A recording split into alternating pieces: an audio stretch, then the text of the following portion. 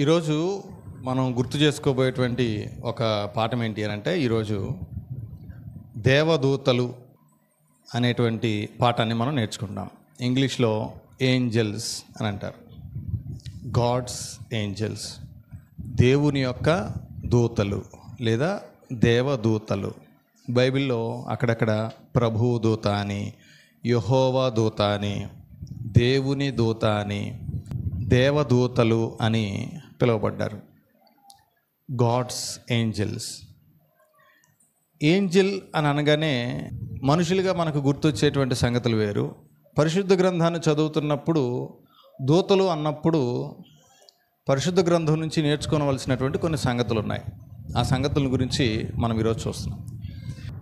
హెబ్రీలకు రాసిన పత్రిక 2వ అధ్యాయం 5వ వచనం నుంచి 7వ వచనం వరకు అక్కడ చెప్పబడుతున్నటువంటి మాట ఏంటంటే, నీవు మనుషుని జ్ఞాపకం చేసుకున్నటకు వాడేపాటి వాడు, నీవు నరపుత్రుని దర్శించుటకు వాడేపాటి వాడు, నీవు దేవదూతల కంటే వానిని కొంచెము తక్కువ వానిగా చేసేదివి.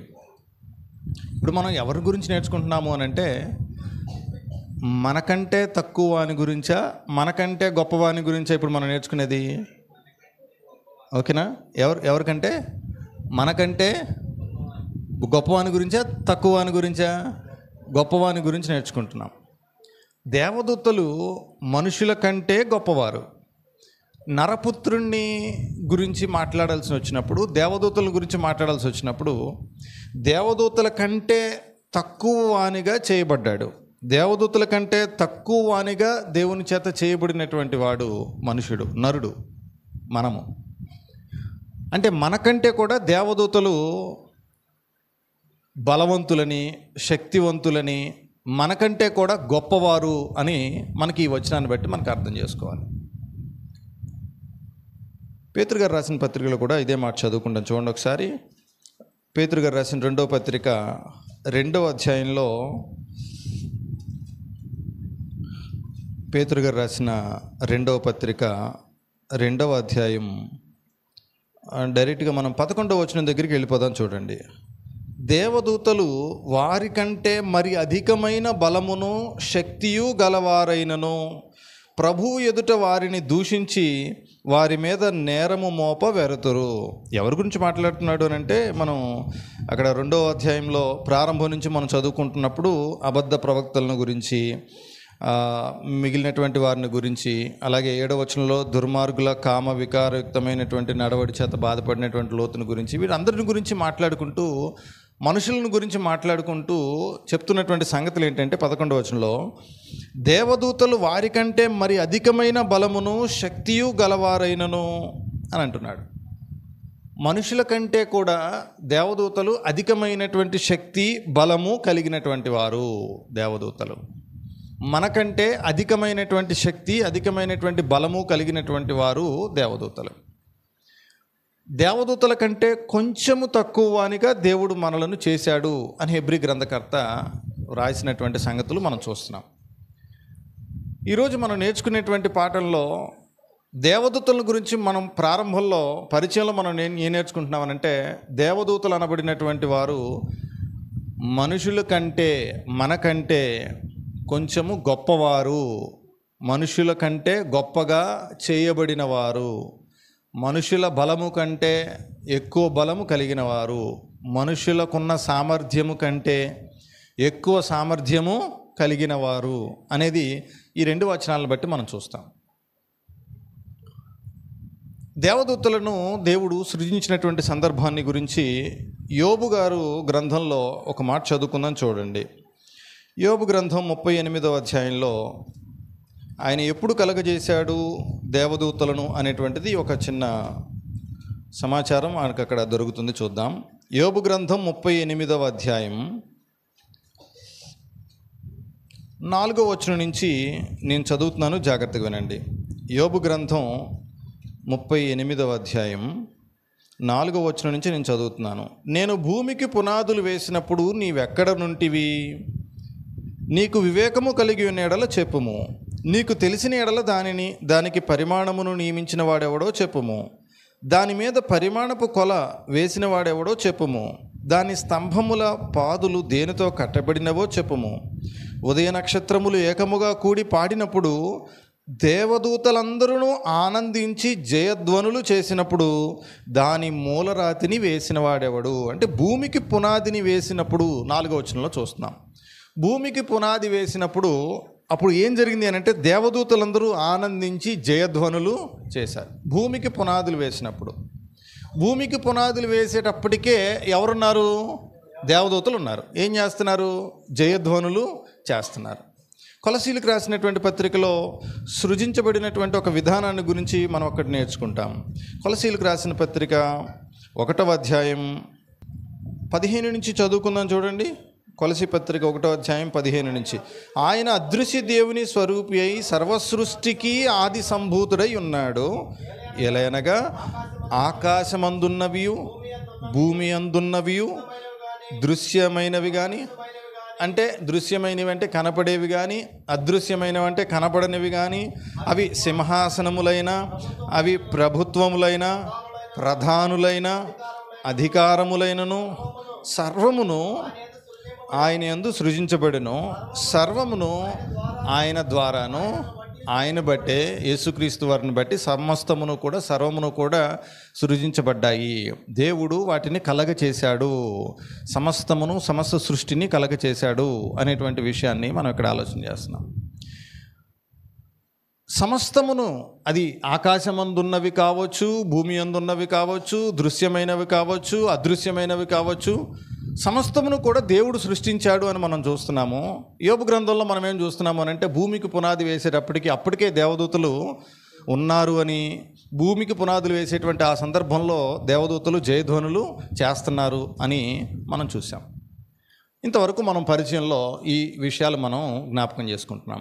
ఏంటి అంటే పరిచయము దేవదూతలు సృజించబడిన వారు అని, అంటే మనకంటే కొంచెం ఎక్కువగా దేవదూతలు సృజించబడ్డారు అని, వారికంటే కొంచెం తక్కువ బలము, సామర్థ్యము, శక్తి మనకున్నాయి అని, మనకంటే కూడా దేవదూతలు శక్తి విషయంలో, బలం విషయంలో కొంచెం గొప్పవారు అనేటువంటి విషయాన్ని మనం ఇప్పటివరకు పరిచయం నేర్చుకున్నాం.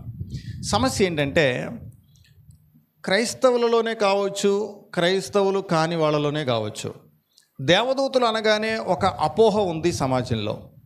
ఏంటి దేవదూతల పట్ల వారికి ఉన్నటువంటి అపోహ అంటే, డిసెంబర్ వచ్చింది అని అనగానే స్టేజ్ మీదకి ఏంజల్స్ రూపంలో, దూతల రూపంలో, దేవదూతల రూపంలో కొందరిని కాస్ట్యూమ్స్ వేసి వాళ్ళకి కొన్ని డ్రెస్సులు వాళ్ళకి తొడిగించి స్టేజ్ మీద నుంచోబెడతారు కొందరిని. ఎవరిని నుంచోబెడుతున్నారు అని అంటే చూసేటప్పుడు ఆ కాస్ట్యూమ్స్ అన్నీ ఎట్లా ఉంటాయి అని అంటే ఒక ఆడపిల్ల వస్త్రధారణలో నుంచోబెడతారు. మీకు దగ్గరలో ఉన్నటువంటి ఏదైనా ఒక బట్టల షాప్కి వెళ్ళి ఏంజల్ డ్రెస్సులు ఇవ్వండి అని అన్నారనుకోండి, ఏ డ్రెస్సులు ఇస్తారు? ఆడపిల్లలు వేసుకునే డ్రెస్సులు ఇస్తారా, మగపిల్లలు వేసుకునే డ్రెస్సులు ఇస్తారా? మీరు ఎప్పుడైనా ఏంజల్ డ్రెస్సులు ఎప్పుడైనా షాపింగ్లో అడుగుండి ఉంటే, లేదా ఏంజల్ డ్రెస్సులు ఎప్పుడైనా మీరు చూసి ఉంటే మీకు ఈ అవగాహన వస్తుంది. సమాజంలో ఉన్నటువంటి అపోహ ఏంటి అని అంటే ఏంజల్ అనగానే ఒక స్త్రీ రూపంతో ఉంటుందేమోనని, ఏంజల్ అనగానే ఒక ఫిమేల్ కాస్ట్యూమ్స్ తోటి అలా కనపడడం అనేటువంటిది మనకి చిన్నప్పటి నుంచి అలవాటు. అందుకని ఏంజల్ అనగానే స్త్రీ సంబోధనలో మాట్లాడాలేమో, వారిని పిలిచేటప్పుడు మనం అలాగే పిలవాలేమో అనుకుని చాలామంది అనుకుంటారు. కొంతమంది పాటలు కూడా రాశారు కదా, డిసెంబర్లో మనం బాగా వింటూ ఉంటాం పాట, దూత వచ్చింది నరులకు వార్త, శుభవార్త తెచ్చింది అని పాడుతుంటారు. అంటే ఆ పాట రాసే వాళ్ళకి కానీ, ఆ పాట పాడే వాళ్ళకి కానీ ఏమర్థమవుతుంది దూతల గురించి? దూతను చూడంగానే ఒక స్త్రీ రూపంలాగా లేదా ఒక స్త్రీగా సంబోధించేటట్లు దూతను చూస్తున్నారు వాళ్ళు. ఇక్కడ నా ప్రశ్న మీరు జాగ్రత్తగా ఆలోచించండి, చాలా సూక్ష్మంగా మీరు ఆలోచన చేస్తే ఈ ప్రశ్న మీకు అర్థమవుతుంది. నేను ఎందుకు ఈ పాయింట్ మాట్లాడుతున్నానంటే, నువ్వు ఎలా పడితే అలా మాట్లాడడానికి దేవదూతలు నీకంటే తక్కువ వాళ్ళు కాదు. Note this point. నీ నచ్చినట్టు నువ్వు సంబోధించుకోవడానికి దేవదూతలు నీకంటే తక్కువ వాళ్ళు కాదు. నీకంటే శక్తి కలిగిన వారు, నీకంటే బలము కలిగిన వారు, నీకంటే గొప్పగా చేయబడిన వారిని నీ నోటికొచ్చినట్టు నువ్వు మాట్లాడకూడదు. బైబిల్ మొత్తం మీద దూతలను ప్రొనౌన్స్ చేసినటువంటి విధానం మనం చూస్తే, బైబిల్ను దూతలను సంబోధించినటువంటి ఆ సంబోధన విధానం మనం చూస్తే ఎక్కడ కూడా స్త్రీగా సంబోధించబడలేదు. బైబిల్లో పురుషుడుగానే సంబోధించబడ్డాడు. దేవదూతలు ఎక్కడ కనపడినా పురుషులుగానే సంబోధించబడితే, మనకంటే ఉన్నతమైనటువంటి వారిని, మనకంటే గొప్పవారిని మన నోటికొచ్చినట్లు మనం మాట్లాడడం, వాళ్ళని మన పిలుపు ద్వారాగా వారిని కించపరచడం, మన పిలుపు ద్వారాగా వారికి ఉన్న గౌరవాన్ని, వారికి ఉన్న గొప్పతనాన్ని తగ్గించడం అనేది ఏదైతే ఉందో అది నేరం. గుర్తుపెట్టుకోండి. మనకంటే పై అధికారులు ఉంటారు. మనం ఎక్కడో చోట పని చేస్తూ ఉండుంటే, ఎక్కడో చోట ఉద్యోగం చేస్తూ ఉండుంటే మనకంటే పైవారు ఉంటారు, మన యజమానులు ఉంటారు. మన యజమానులను మనము ఎంతో గౌరవంగా చూస్తాం. మనకంటే గొప్పవారిని మనకంటే పైవారిని, మనకంటే గొప్పవారిని మనం ఎంతో గౌరవంగా చూస్తాం. వారికి గౌరవాన్ని ఇస్తాం. అధికారులు కావచ్చు, లేకపోతే యజమానులు కావచ్చు, వారి వయసులో పెద్దవారు కావచ్చు, అనుభవంలో పెద్దవారు కావచ్చు. పెద్దవారికి, గొప్పవారికి, మనకంటే బలము, శక్తి, సామర్థ్యం కలిగినటువంటి వారికి మనం గౌరవం ఇవ్వాలి తప్ప వారిని మనం చులకన చేసి మాట్లాడడం మన సమాజంలో. కానీ దేవదూతల విషయం వచ్చేసరికి మాత్రం ఏంటో చిన్నతనం నుంచి వారికి నచ్చినట్టుగా, వారికి తోచినట్టుగా వారు దేవదూతలను సంబోధిస్తున్నారు అనేటువంటిది మనం చూస్తాం. మరియ దగ్గరికి దేవదూత వచ్చింది, మరియతో దేవదూత మాట్లాడింది, దేవదూత ఈ విషయాలన్నీ చెప్పింది అని చిన్నప్పటి నుంచి మనకు నేర్పించడం వల్ల చెప్పింది, వచ్చింది, మాట్లాడింది అనేటువంటి మాటలు మనకు నేర్పించడం వల్ల ఏంజెల్ అనగానే ఎలా సంబోధించబడుతున్నారంటే, మొదటి నుంచి దూతలు అనగానే ఎలా సంబోధించబడుతున్నారు అని అంటే, ముఖ్యంగా క్రైస్తవ సమాజంలో స్త్రీగా సంబోధించబడుతున్నారు. అలా సంబోధించడానికి ఎంతవరకు బైబిల్ సమర్థిస్తుందో బైబిల్ లెక్కల ప్రకారంగా వాటికి సంబంధించినటువంటి వివరాలు మనం చదువుకుందాం రండి. బైబిల్లో ఒక ఇద్దరు దూతలను గురించి, పేర్లు వ్రాయబడిన ఒక ఇద్దరు దూతలను గురించి మనం నేర్చుకోవడానికి ప్రయత్నం చేద్దాం. ప్రకటన గ్రంథం 12వ అధ్యాయంలో, ప్రకటన గ్రంథం 12వ అధ్యాయం 7వ వచనం చదువుకుందాం ఒకసారి. ప్రకటన గ్రంథం 12వ అధ్యాయం 7వ వచనం. అంతటా పరలోకమందు యుద్ధము జరిగెను. మీరు ప్రతి పాయింట్ని కూడా జాగ్రత్తగా గమనించాలి. యుద్ధం ఎక్కడ జరుగుతుందని మాట్లాడుతున్నాడు ఇక్కడ గ్రంథకర్త? పరలోకంలో, భూమి మీద కాదు. అంటే యుద్ధాలు భూమి మీదే కాదు, ఎక్కడ కూడా జరుగుతున్నాయి, పరలోకంలో కూడా జరుగుతున్నటువంటి విధానం మనం ఇక్కడ చూస్తున్నాం. అంతటా పరలోకమందు యుద్ధము జరిగెను.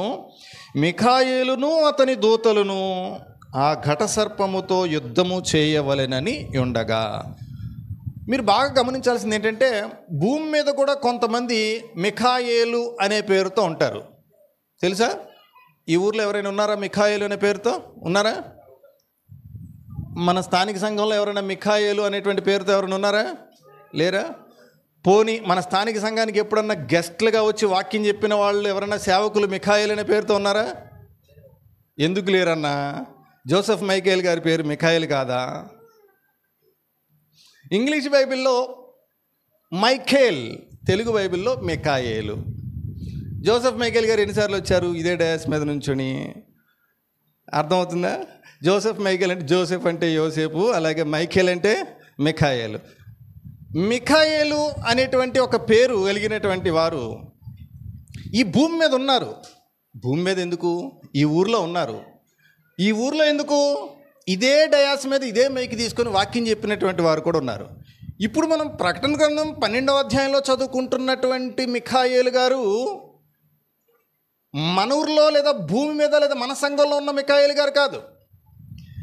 దేవదూతల కంటే కొంచెము తక్కువ వాడిగా చేయబడిన మనుషులలో పేరు పెట్టబడిన మిఖాయేలు గురించి కాదు మనం నేర్చుకునేది. మనం నేర్చుకునేటువంటి మిఖాయేలు పరలోకంలో ఉండే మిఖాయేలు. ఎందుకంటే ఇక్కడ యుద్ధం ఎక్కడ జరుగుతుందని అంటే 7వ వచనంలో మీరు చదువుకుంటారు. అంతటా పరలోకమందు యుద్ధం జరుగుతుంది. ఆ యుద్ధంలో మిఖాయేలును మరియు ఆమె దూతలను అని రాసున్నదా, లేకపోతే అతని దూతలను అని రాసిందో ఒకసారి చూడండి. మీరు మీ దగ్గర ఇంగ్లీష్ బైబిల్ ఉంటే ఒకసారి తెరిచి చూడండి. నేను ఇంగ్లీష్లో కూడా ఆ మాట ఏమని రాసిందో ఒకసారి చదువుతాను మీకోసం. 7వ వచనంలో, now war arouse in heaven, Michael and his angels fighting against the dragon. Michael and his angels. English బైబిల్లో హిజ్ ఏంజల్స్ అని మాట్లాడతారు. తెలుగు బైబిల్లో మిఖాయేలును అతని దూతలను తెలుగు బైబిల్లో అతని దూతలు అని అన్నాడు, ఇంగ్లీష్ బైబిల్లో హిజ్ ఏంజల్స్ అని అన్నాడు. ఇంత స్పష్టంగా వ్రాయబడిన తర్వాత కూడా ఇంకా మిఖాయేలును చూసి, ఏమండి మిఖాయేలు గెటప్ ఉందా అని అడగండి ఒకసారి వెళ్ళి. మిఖాయేలు గెటప్, మిఖాయేలు కాస్ట్యూమ్ ఉందా అని ఒక బట్టల షాప్లో అడగండి. ఏమిస్తారో తెలుసా మీకు మిఖాయేలు కాస్ట్యూమ్ అని అంటే? మిఖాయేలు డ్రెస్ ఇవ్వండి, ఒక మిఖాయేలు దేవదూత డ్రెస్ ఇవ్వండి అని అంటే ఏమిస్తారు చెప్పండి? ఒక ఆడపిల్లల గౌనో ఏదో ఇస్తారు, ఆడపిల్లలు వేసుకునేటువంటి బట్టలు ఇస్తారు. కానీ ఇక్కడ మిఖాయేలును గురించి పరిశుద్ధ గ్రంథంలో ఏమని చెప్పబడుతుంది? అంతటా పరలోకమందు యుద్ధము జరిగాను, అప్పుడు మిఖాయేలును మరియు అతని దూతలను. మిఖాయేలుని గురించి ప్రస్తావించవలసి వచ్చినప్పుడు పరిశుద్ధాత్ముడు పరిశుద్ధ గ్రంథంలో రాయించినటువంటి సంబోధన ఏంటి అని అంటే మిఖాయేలును అతని దూతలను, మిఖాయేల్ అండ్ హిజ్ ఏంజల్స్ అని అంటున్నాడు. మరొక పాయింట్ కూడా మనం ఆలోచించేద్దాం. దానియేలు గ్రంథం 12వ అధ్యాయం చూడండి, మొదటి వచనం. అక్కడ కూడా మిఖాయేలు అనేటువంటి ఒక మాట మనం అక్కడ చదువుకుంటాం. ఒకసారి నేను చదువుతున్నాను, జాగ్రత్తగా చూడండి. 12వ అధ్యాయం. ఆ కాలమందు నీ జనుల పక్షమును నిలుచున్నట్లు మహా అధిపతియగు మిఖాయేలు వచ్చును. మహా అధిపతియగు మిఖాయేలు. మిఖాయేలును గురించి మాట్లాడాల్సి వచ్చినప్పుడు ఆయన ఎవరు అనంటే ప్రధానమైనటువంటి వ్యక్తి, అధిపతి అయినటువంటి వ్యక్తి, ప్రధానమైన వ్యక్తి, అధిపతి అయిన వ్యక్తి, మహాధిపతి అయిన వ్యక్తి. మహాధిపతిని గురించి నువ్వేం మాట్లాడుతున్నావు? మిఖాయేలుని గురించి నువ్వేం మాట్లాడుతున్నావు? మహాధిపతుల గురించి మాట్లాడేటప్పుడు, అధిపతుల గురించి మాట్లాడేటప్పుడు మనం చాలా జాగ్రత్తగా మాట్లాడాలి. ఎట్లా పడితే అట్లా మాట్లాడితే అది చెల్లుబాటు అవ్వదు. ఒక సామాన్యుడమైనటువంటి నీవు ఒక మహా అధిపతి అయినటువంటి మిఖాయేలుని సంబోధించాల్సి వచ్చినప్పుడు వచ్చింది, వెళ్ళింది అని గనక నువ్వు సంబోధిస్తే అది ఏమాత్రము గౌరవప్రదమైనటువంటి విషయము కాదు అని గుర్తుపెట్టుకోవాలి. ఇది మిఖాయేలు గారి గురించి అటువంటి సమాచారం. మరింత సమాచారం కూడా చూడొచ్చు మనం అవకాశాన్ని బట్టి 1-2 వచనాలు చదువుకుంటూ ముందుకు వెళ్దాం. లూకా సువార్త 1వ అధ్యాయం డైరెక్ట్గా 8వ వచనం నుంచి కొన్ని మాటలు మనం చదువుకుంటూ ముందుకు వెళ్దాం. నేను చదువుతున్నాను, జాగ్రత్తగా చూడండి. 5వ వచనం కూడా చదువుతున్నాను. లూకా సువార్త 1వ అధ్యాయం 5వ వచనం. యూదయ దేశపు రాజైన హేరోదు దినములలో అబియ తరగతిలోనున్న జకర్యా అను ఒక యాజకుడు ఉండెను. ఇప్పుడు మనం ఎవరి గురించి ఇక్కడ చదువుతున్నాము అని అంటే ఒక యాజకుడు గురించి మనం చదువుకుంటున్నాం. యాజకుడు అంటే ఎవరు? బైబిల్ తెలిసిన వాళ్ళ, బైబిల్ తెలియని వాళ్ళ? తెలిసిన వాళ్ళు. గ్రంథం తెలిసిన వాళ్ళేనా, గ్రంథం తెలియని వాళ్ళ? గ్రంథం ఎరిగిన వాళ్ళు. పైగా గ్రంథాన్ని వివరించగలిగినటువంటి వాళ్ళు, బోధించగలిగినటువంటి వాళ్ళు యాజకులు. ఓకే, యాజకుడిని గురించి మనం ఇప్పుడు నేర్చుకుంటున్నాము. ఆయన ఏం మాట్లాడాడో ఒకసారి చూద్దాం. 8వ వచనం.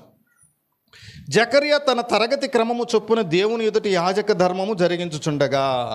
జకర్యా ఏం చేస్తున్నారు అని అంటే యాజక ధర్మాన్ని జరిగిస్తున్నారు. ఓకే, యాజక మర్యాద చొప్పున ప్రభువు ఆలయంలోనికి వెళ్ళి ధూపం వేయుటకు అతనికి వంతు వచ్చెను. ధూప సమయమందు ప్రజల సమూహమంతయు వెలుపల ప్రార్థన చేయుచుండగా ప్రభువు దూత ధూపవేదిక కుడివైపున నిలిచి అతనికి కనబడగా. నోట్ చేసుకోండి 11వ వచనం. ప్రభువు దూత ధూపవేదిక కుడివైపున నిలిచి అతనికి కనపడగా. అతనికి అంటే ఎవరికి? జకర్యా గారికి కనపడగా. ఓకే, ఇప్పుడు జకర్యా గారు ఏమని సంబోధిస్తున్నాడు 12వ వచనంలో? జకర్యా అతనిని చూచి, ఎవరిని చూచి? ప్రభువు దూతను చూచి, కుడివైపున ఉన్నటువంటి ప్రభువు యొక్క దూతను చూచి జకర్యా అతన్ని చూచి తొందరపడి భయపడిన వాడాయను. జకర్యా అతన్ని చూచి. ఆ 12వ వచనంలో ఇంగ్లీష్ బైబిల్లో ఇలా రాసి ఉంటుంది, and Zechariah was troubled when he saw him అని మాట్లాడతాడు. వెన్ హీ సా హిమ్ అనేటువంటి మాట, హిమ్ అనేటువంటి ఇంగ్లీష్ పదము తెలుగులోనికి అతనిని అనేటువంటి మాట, ఈ రెండింటిని మనం జాగ్రత్తగా ఆలోచన చేస్తే యాజకుడైనటువంటి జకర్యా కూడా ప్రభువు యొక్క దూత కనపడినప్పుడు దూతను ఏమని సంబోధిస్తున్నాడు అని అంటే అతడు అనే సంబోధిస్తున్నాడు, హీ అనే సంబోధిస్తున్నాడు, షీ అని కాదు. ప్రకటన గ్రంథాన్ని రాసినటువంటి యోహాను గారు కూడా దూత కనపడినప్పుడు ఏమని సంబోధిస్తున్నాడు అని అంటే ఏమని అక్కడ ప్రకటన గ్రంథంలో కూడా మనం చదువుకుంటాము అని అంటే అతడు అనేటువంటి మాటనే మనం అక్కడ చదువుకుంటాం. ఇంతకీ ఇక్కడ ప్రభు దూత అని అన్నారు కానీ పేరు లేదు కదా అని మీరు అనుకోవచ్చు.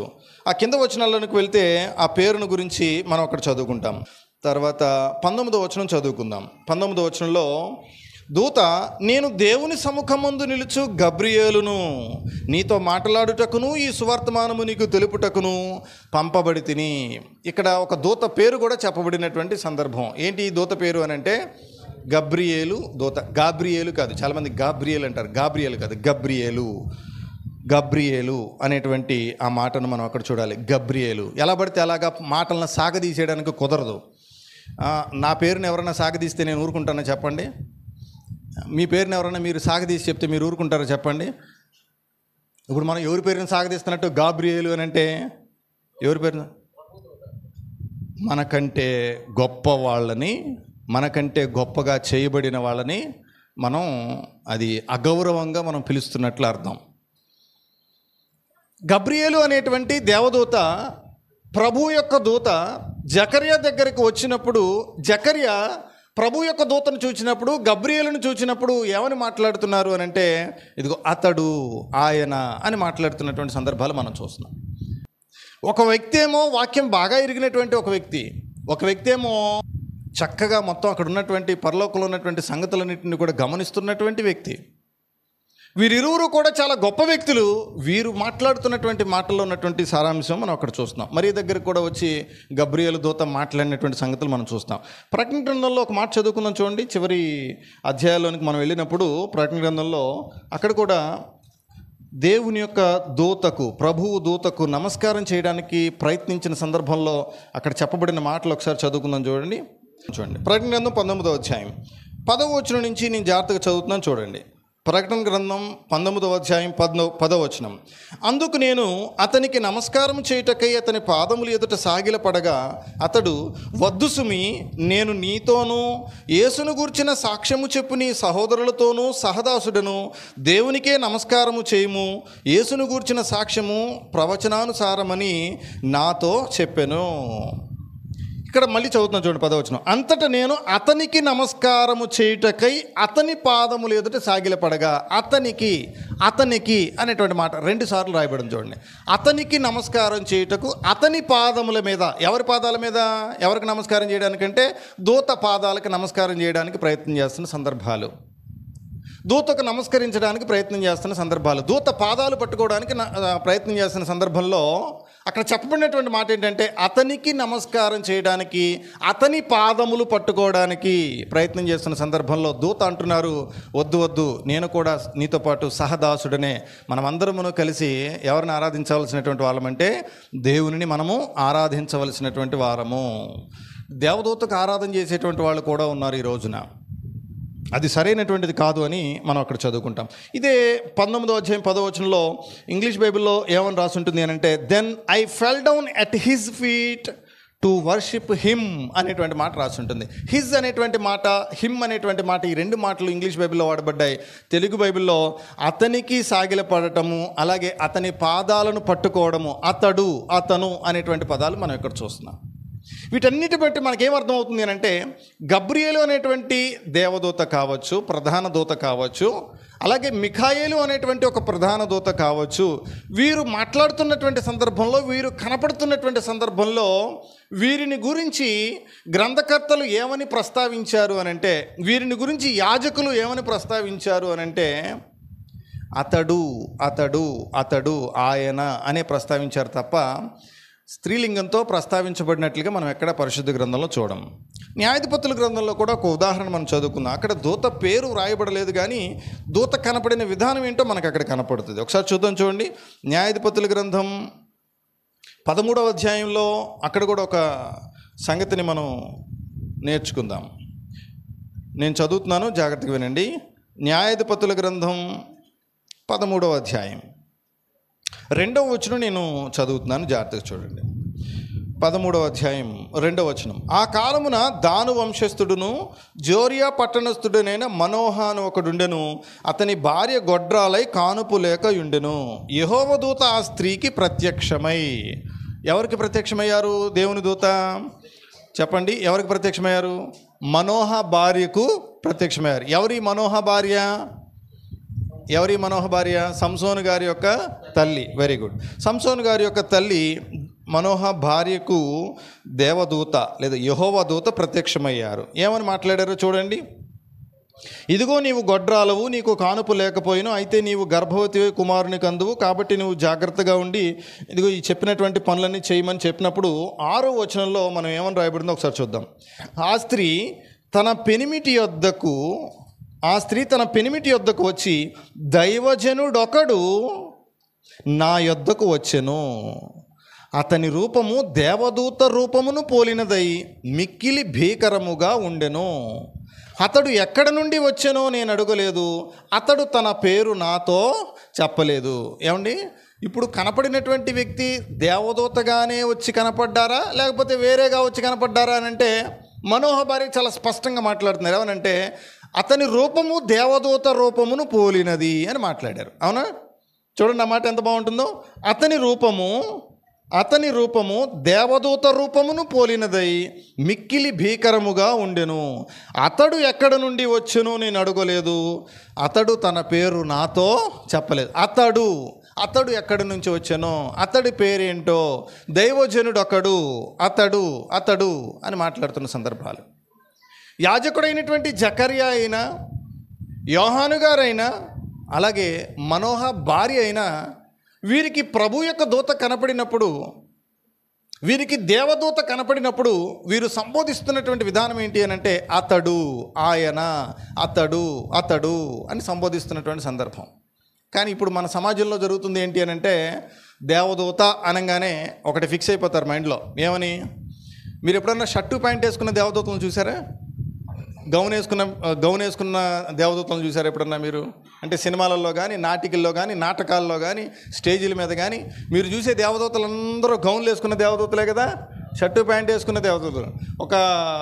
ఒక వ్యక్తిని చూసి, ఒక పురుషుడిని చూసి అబ్బా దేవదూతలాగా ఉన్నావురా అని ఎప్పుడన్నా విన్నారు? చూసారా మీరు ఎప్పుడన్నా మీ లైఫ్లో? లేదు. కానీ ఒక ఆడపిల్లని చూసి మాత్రం అంటారు ఏమని?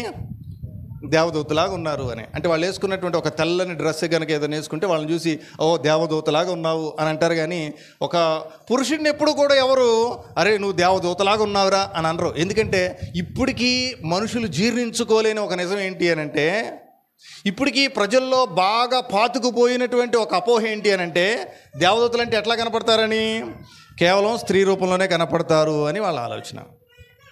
బైబిల్ మొత్తం మీద మనం చూస్తున్నాము దేవదూతలు వారికి కనపడినప్పుడు మనోహ భార్యకు కనపడిన, మనోహకు కనపడిన, జకర్యాకు కనపడిన, యాజకుడైన జకర్యాకు కనపడిన, యోహాను గారికి కనపడిన, ఎవరికి కనపడినా వీరందరికీ పురుషులాగా కనపడుతున్నారు. కానీ ఎందుకో విశేషం మరి మనకు మాత్రం, అంటే మన చుట్టూ ఉన్నటువంటి కొందరికి మాత్రం ఇంకా స్త్రీలుగానే కనపడుతున్నారు.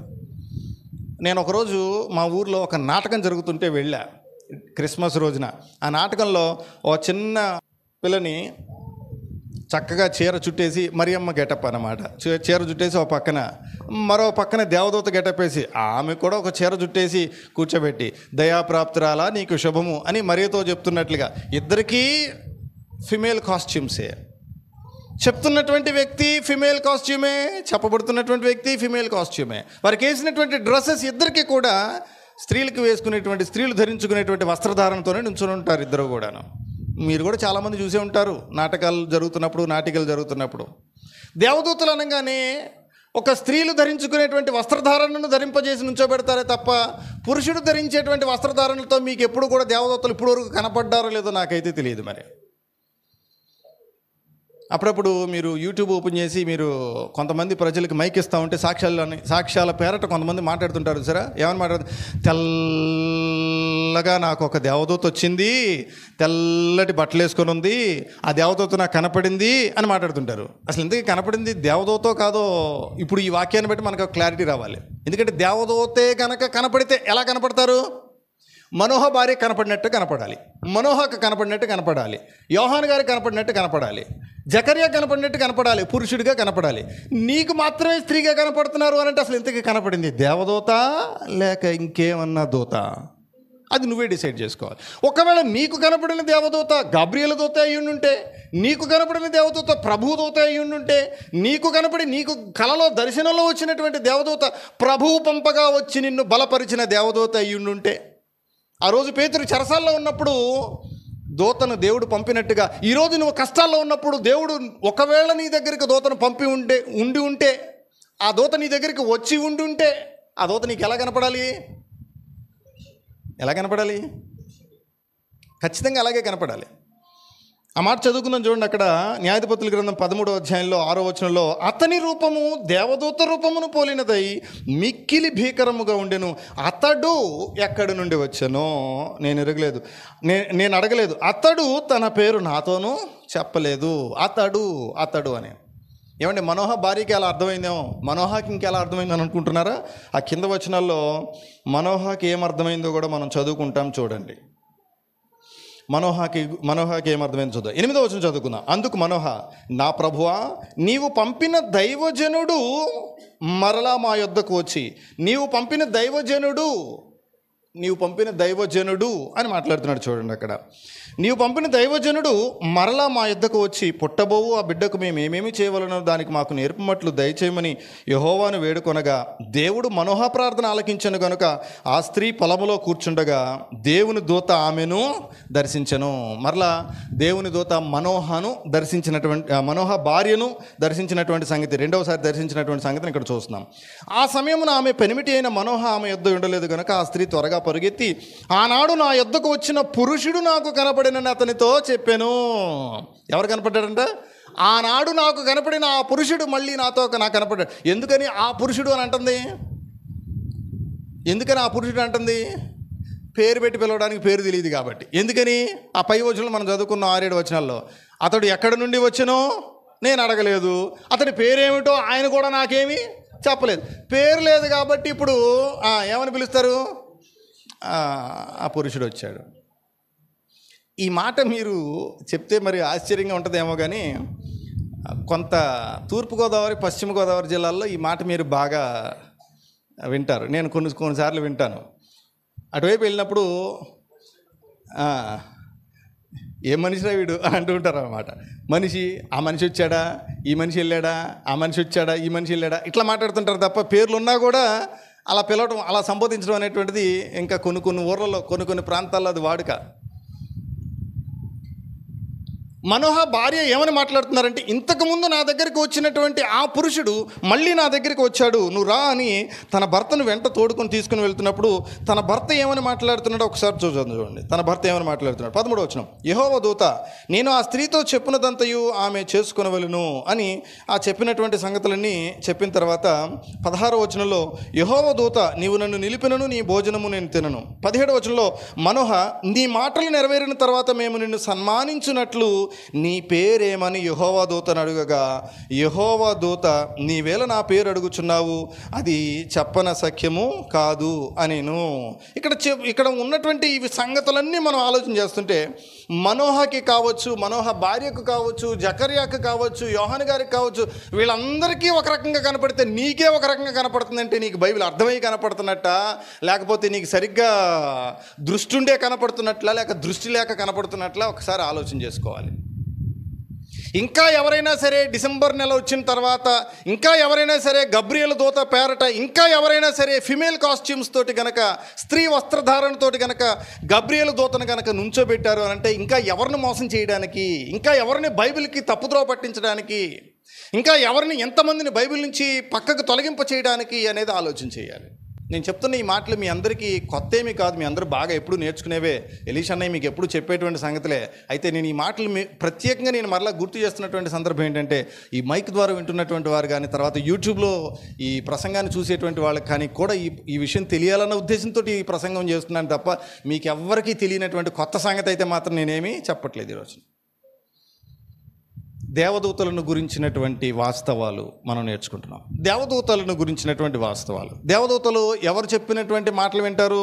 నువ్వు చెప్పిన మాటలు, నేను చెప్పినటువంటి మాటలు వింటారా? దేవదూతలు ఎవరు చెప్పిన మాటలు వింటారో 103వ కీర్తనలో గ్రంథకర్త అక్కడ తెలియజేస్తాడు. ఒకసారి చూడండి. 103వ కీర్తన, ఒకసారి అందరూ కీర్తన గ్రంథం దగ్గరికి రండి. 103వ కీర్తన 20-21 వచనాలు చదువుకుందాం. 20-21 వచనాలు. యెహోవా దూతలారా,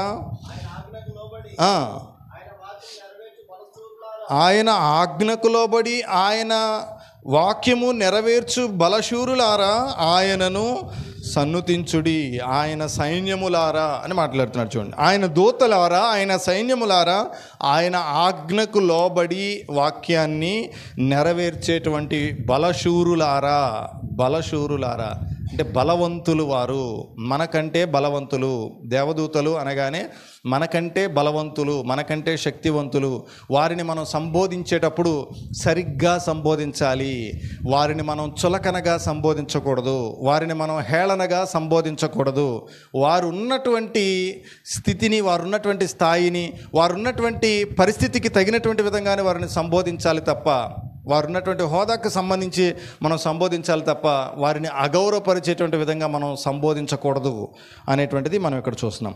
మత్తయి సువార్త 26వ అధ్యాయంలో కూడా ఒక మాట చదువుకుందాం. చూడండి, మత్తయి సువార్త 26వ అధ్యాయంలో 53వ వచనంలో యేసు ప్రభువారు మాట్లాడుతున్నటువంటి ఒక సంగతి మనం అక్కడ నేర్చుకుందాం. మత్తయి సువార్త 26వ అధ్యాయం 53వ వచనం నేను చదువుతున్నాను, జాగ్రత్తగా చూడండి. 26:53 ఈ సమయమున నేను తండ్రిని వేడుకొనలేననియు, వేడుకొనిన ఎడల ఆయన 12 సేనావ్యూహముల కంటే ఎక్కువ మంది దూతలను ఇప్పుడే నాకు పంపడనియు నీవు అనుకొనుచున్నావా? ఇక్కడ ఒక పాయింట్ మీరు క్యాచ్ చేయాల్సింది ఏంటి అంటే, యేసు ప్రభువారు భూమి మీద జీవించి ఉన్నటువంటి కాలంలో మాట్లాడుతున్నటువంటి ఈ సందర్భం, ఆయన మాట్లాడుతున్నటువంటి సందర్భం ఏంటంటే, నేను తండ్రిని వేడుకొనలేననియు, ఒకవేళ నేను తండ్రిని వేడుకుంటే తండ్రి చాలా ఎక్కువ మంది దూతలను నాకు పంపలేడనియు నీవు అనుకొనుచున్నావా? ఇక్కడ మనం నేర్చుకోవాల్సిన పాయింట్ ఏంటంటే, దూతలు మనకంటే గొప్పవాళ్ళని తెలుసు కాబట్టి మనమే డైరెక్ట్గా దూతలతో డైరెక్ట్ కాంటాక్ట్ అవ్వడానికి లేదు. యేసు ప్రభువారు కూడా ఆయన దూతలారా రండి అని నేను అంటాను అని అంటలేదు. మరి ఏమంటున్నాడు? నేను తండ్రిని వేడుకుంటాను, తండ్రి దూతలను పంపుతాడు. అంటే ఇప్పుడు దూతలు ఎవరి మాట వింటారని? తండ్రి మాట వింటారని. ఇప్పుడు 103వ కీర్తనలో మీరు చదువుకున్నారు ఏమని? ఆయన ఆజ్ఞను నెరవేర్చేటువంటి వారు, దేవుని ఆజ్ఞను నెరవేరుస్తారు వారు. భూమి మీద యేసు ప్రభువారు ఉన్నప్పుడు ఆయన మనుష్య కుమారుడిగా ఉన్నాడు కనుక, శరీరంతో ఉన్నాడు కనుక, మనుష్యుడిగా ఉన్నాడు కనుక, శరీరధారిగా ఉన్నాడు కనుక ఆయన మనకి ఏం నేర్పించడానికి ప్రయత్నం చేస్తున్నారు అని అంటే, మనము దూతల యొక్క సహాయం పొందుకుంటాము. మన పాదములకు రాజీ తగలకుండా దూతలు మనలను కావలి కాస్తారు. మనము వెళ్ళేటప్పుడు మనకంటే ముందుగా, మనం నడిచేటువంటి త్రోవల్లో మనకంటే ముందుగా దూతలు మనకు సహాయం చేస్తారు. కానీ ఆ దూతలు మనకు సహాయం చేస్తారు కదా అని దూతలతోనే మనం డైరెక్ట్ కాంటాక్ట్ అయ్యేది దానికి అవకాశం లేదని, దూతలను దేవుడు ఆజ్ఞాపిస్తే మాత్రమే దూతలు మనకు సహాయం చేయడానికి పంపబడతారు అనేటువంటిది మనకు అక్కడ సూక్ష్మంగా అర్థం చేసుకోవాల్సినటువంటి విషయం. డైరెక్ట్గా గాబ్రియేలుకో, డైరెక్ట్గా మిఖాయేలుకో అప్లికేషన్ పెట్టడానికి లేదు. డైరెక్ట్గా వారికి విన్నవించడానికి లేదు. మనం మన విన్నపాలు దేవునికి తెలియచేయాలి. దేవుడు తన దూతను మనకు ముందుగా పంపాలి, మన కోసము పంపాలి, మన కొరకు పంపాలి దేవదూతలు. సో దేవదూతలకు సంబంధించినటువంటి సమాచారం, ఇంకా మరిన్ని సమాచారాలు నెక్స్ట్ తర్వాత అన్నయ్య వాళ్ళు మీతో ఎప్పుడన్నా మీకు అవకాశం ఉన్నప్పుడు మాట్లాడతారు. ఈరోజు మనం నేర్చుకుంటున్నటువంటి ఈ పాఠంలో పరిచయంలో మనం ఏం చూస్తున్నాము అని అంటే, దేవదూతలు అనగానే వారు సృజించబడినటువంటి వారు, చేయబడినటువంటి వారని, వారు మనుషుల కంటే గొప్పవారు అనేటువంటి విషయం, దేవదూతల కంటే తక్కువ వారిగా మనం చేయబడ్డామనేటువంటి విషయం. కాబట్టి మనం దేవదూతలను గౌరవించాలి, అన్ని విషయాలను గౌరవించాలి. ముఖ్యంగా వారిని సంబోధించేటప్పుడు కూడా వారిని జాగ్రత్తగా సంబోధించాలి. ఎలా పడితే అలాగా వారిని సంబోధించడానికి, నచ్చినట్టుగా తోచినట్టుగా వారిని సంబోధించడానికి అది అగౌరవము అనేటువంటి విషయాన్ని మనం నేర్చుకున్నాం. గబ్రియేలు దూత, అలాగే మిఖాయేలు దూత పేరు చెప్పబడినప్పటికీ మరికొందరు దూతలు వారు కనపడుతున్నప్పుడు, జకర్యాకు కనపడిన, యోహాను గారికి కనపడిన, అలాగే మనోహ గారికి కనపడిన, మనోహ భార్యకు కనపడిన, ఇంకా పలువురికి కనపడిన, బైబిల్ మొత్తం మీద చెప్పబడినటువంటి దేవదూతలకు గురించి చెప్పబడినటువంటి ప్రతి సంగతిలోనూ కూడా పురుషుడిగానే సంబోధించి చెప్పబడినటువంటి సమాచారం తప్ప స్త్రీగా సంబోధించబడినటువంటి సమాచారం మనకు ఎక్కడ దొరకదు. కాబట్టి మనము దేవదూతల గురించి పరిపూర్ణమైనటువంటి అవగాహన కలిగి మనం ఈరోజు ముందుకు వెళ్తాం. శ్రద్ధగా విని సహకరించినటువంటి మీ అందరికీ నా హృదయపూర్వకమైనటువంటి వందనాలు తెలియజేస్తున్నాను.